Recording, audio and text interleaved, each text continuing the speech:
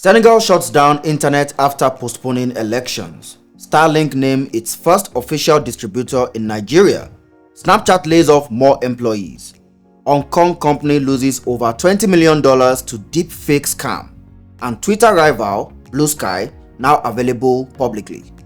All this and many more on today's episode.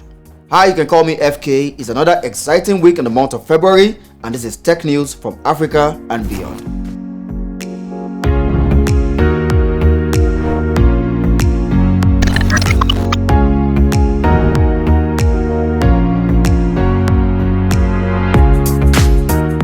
Senegal has once again shut down the internet for the third time in the past 8 months. This recent shutdown comes right after the announcement to postpone the presidential election. The government justified the shutdown with concerns over hateful and subversive messages spreading on social media, worrying about public order. So what I'm always concerned about when I hear news pieces like this is to understand what the government that took the action considers as hateful messages. Is it hateful because it is inciting violence or spreading fake news? If so, then something needs to be done about it. And I'm not saying shutting down the internet. Or is it termed hateful because people are criticizing your government? I just feel it should be well defined so that people can understand why you are taking these actions in the first place. This isn't the first time. Similar blackouts have happened before, sparking debates about democracy's health in the country. Digital life, from online payments to telemedicine, gets hit hard, showing how woven the internet is into daily life. Plus, there's a growing international backlash, with groups like Amnesty International calling out the government and pushing for the protection of press freedom and the public's right to information.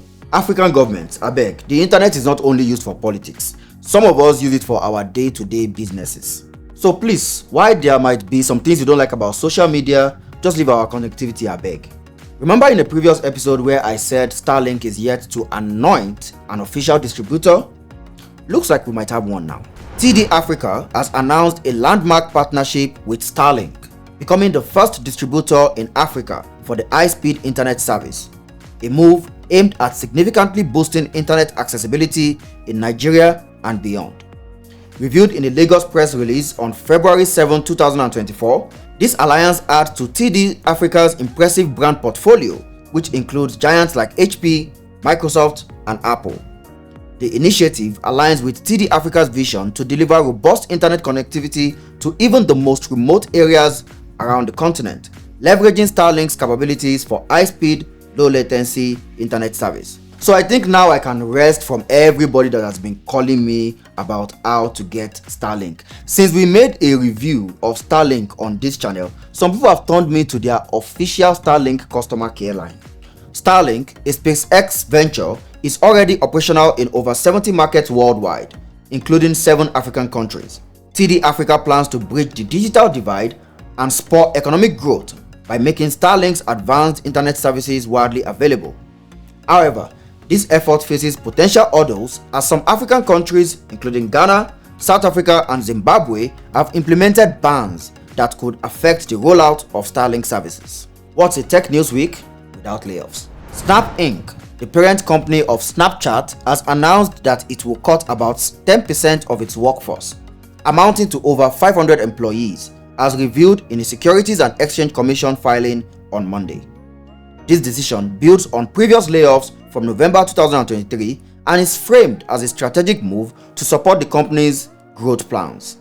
The layoffs are part of an effort to streamline operations and allocate resources toward areas that promise sustained growth, with Snap expecting to incur $55 million to $75 million in pre-tax charges for severance and related costs, mainly within the first quarter of 2024.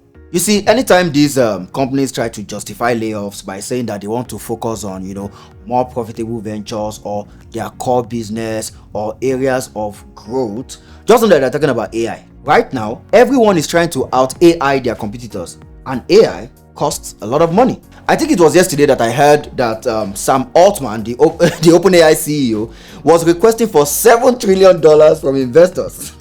$7 trillion, honestly, that is still sounding like a joke to me. The company aims to simplify its business structure to better focus on its main priorities and facilitate investments in long-term growth, highlighting a commitment to reducing bureaucracy and enhancing direct collaboration among staff. So one thing I heard about the layoffs that Snapchat is doing is that they are also trying to reduce hierarchy. And I think that is something I can get behind. I have been in companies whereby the managers become more than the foot soldiers that are actually doing the main work. And that for me is simply a recipe for disaster. Ladies and gents, my biggest nightmare about AI misuse has just happened. You just listen to the story. In Hong Kong, a groundbreaking scam involving deepfake technology has led to an employee of a multinational company being duped into transferring a whopping 200 million Hong Kong dollars, which is equivalent to $25.6 million, during a video conference call.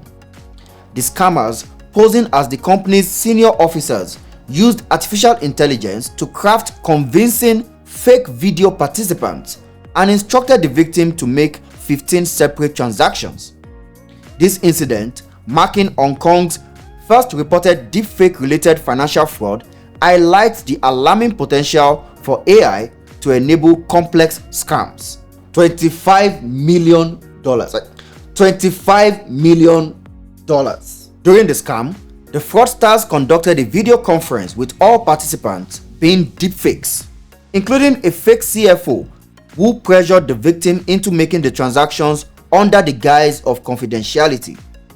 The employee's initial doubts were overcome by the persuasive and seemingly legitimate request, underscoring the dangerous efficacy of AI-generated deepfakes in deceiving individuals in financial operations.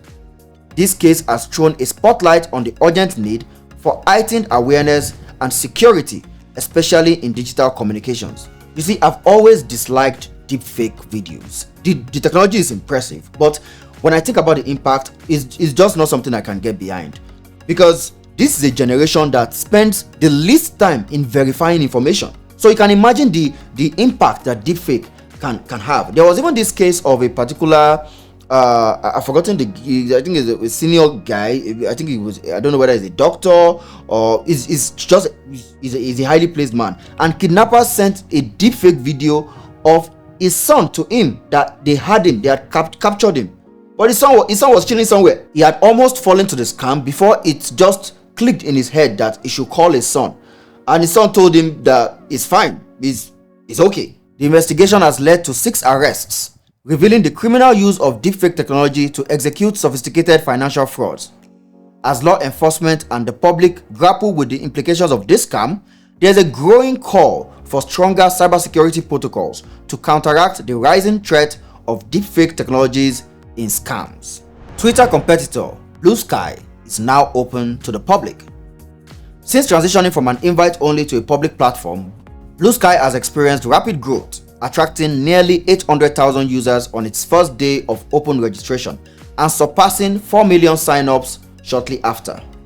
This surge in interest positions Blue Sky as a promising player in the decentralized social media arena, challenging established platforms by offering a space free from major corporate control, an appealing prospect for those disillusioned with the likes of Meta's monopolies. Isn't Jack Dorsey, former CEO of Twitter, on the board of Blue Sky? The platform's growth mirrors the rise of Mastodon, another decentralized social media site that saw its user numbers soar to 8.7 million following Twitter's acquisition by Elon Musk. Although Blue Sky and Mastodon still lag behind the massive user bases of platforms like Instagram Threads, they appeal to a niche market that values the principles of decentralization over scale. I don't know about you, but I think the battle is still between Twitter and Threads, and currently Threads is not even serious about putting up a strong competition.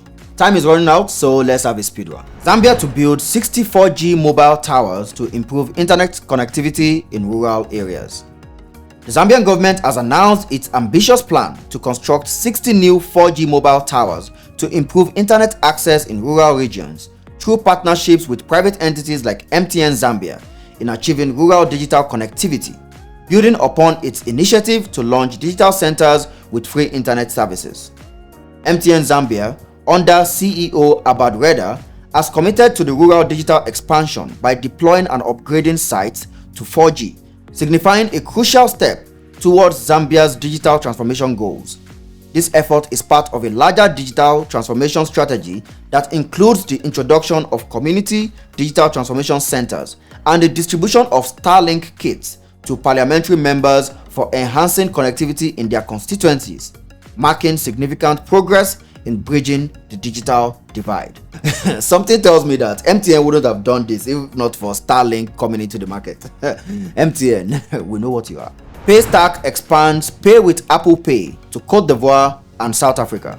Paystack has expanded its Pay with Apple Pay feature to Cote d'Ivoire and South Africa, enabling users to make payments in iOS apps and on Safari. This follows the introduction of the option in Nigeria 2 years ago and in Ghana about a year ago. Merchants in 5 African countries including Nigeria, Ghana, South Africa, Cote d'Ivoire and Kenya can now accept payments from users in the US, UK, Canada and other African countries supporting Apple Pay. You can't but love Paystack. Not resting on their laurels, but still innovating in all the right places. Meta removes Facebook Groups API. Meta has revealed updates to its Facebook's Graph API version 19, which notably includes the discontinuation of the Facebook Groups API, set to occur within the next 90 days. This new version introduces automatic activation of the private replies feature in Facebook Groups, rendering the previous Groups API unnecessary. Removal of the Groups API as part of the Graphs API update signifies a substantial shift in how data interactions will be managed on Facebook, with Meta pointing to the Graph API as the core interface for these interactions. However, the lack of detailed communication from Meta regarding the rationale behind this decision and its implications has left the developer community in a state of uncertainty. This has raised questions about the future functionality and accessibility of group posting features, affecting a wide range of stakeholders within the digital marketing ecosystem. You will build your application on a tech giant's API, and one day they will just wake up in the morning and pull the plug.